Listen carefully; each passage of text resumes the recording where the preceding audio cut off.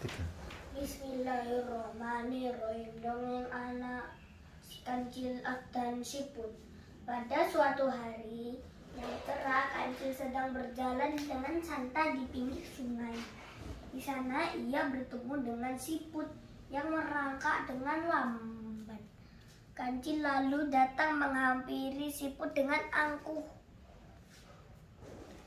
"Hai siput," kata kancil dengan sombong. "Apakah kamu berani adu cepat denganku?" Mendengar pertanyaan itu, siput tentu saja terkejut. Ia merasa diejek oleh kancil. Walaupun begitu, siput menerima ajakan kancil.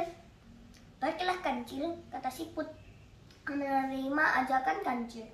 "Aku terima ajakanmu, tapi jangan malu ya. Kalau nanti justru kamu yang sendirian kalah." Hahaha. Seketika kancil tertawa mendengar ucapan siput. "Mana mungkin kamu bisa mengalahkanku, siput. Kamu adalah hewan perangkak yang sangat lambat." Mendengar hal itu, bukannya membatalkan ajakan kancil, siput justru makin menantang kancil.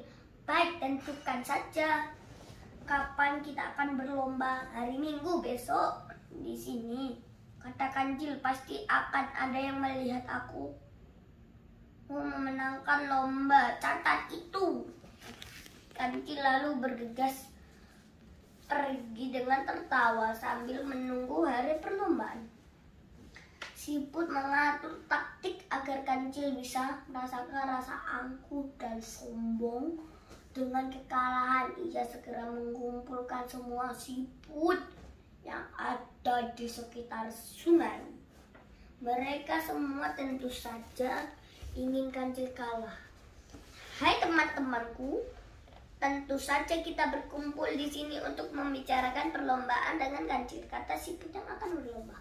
"Tapi bagaimana caranya? Kita memang sudah pasti kalah karena kita merangkak dengan sangat lambat," kata siput yang lain.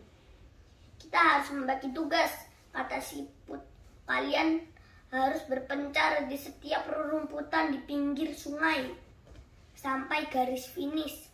Nanti kalau dipanggil kancil, kalian harus jawab. Ide yang cerdas, kita akan menang." Akhirnya datang hari perlombaan. Semua siput sudah siap di posisinya masing-masing. Penonton bersorak-sorai, ada yang mendukung kancil, ada juga yang mendukung siput. Hingga bendera diangkat, tanda lomba dimulai. Begitu lomba dimulai, kancil berlari dengan sangat kencang. Semua tenaga ia kerahkan agar bisa memenangkan perlombaan itu. Tapi setelah berlari sekian kilometer, napasnya mulai terengah-engah dan memutuskan untuk beristirahat di bawah pohon. Namun ketika ia baru saja duduk, ia melihat siput berjalan. "Siput," kata kancil. "Ya, aku di sini kancil," kata siput yang berjalan di depan kancil. Kancil lalu berlari kencang meninggalkan siput itu. Dia mulai kehabisan tenaga.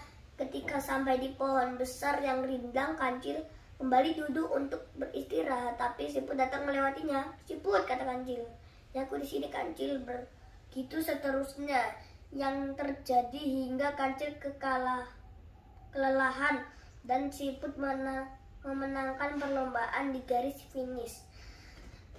Kancil mengakui kekalahannya, sementara siput yang memenangkan perlombaan hanya tersenyum tipis.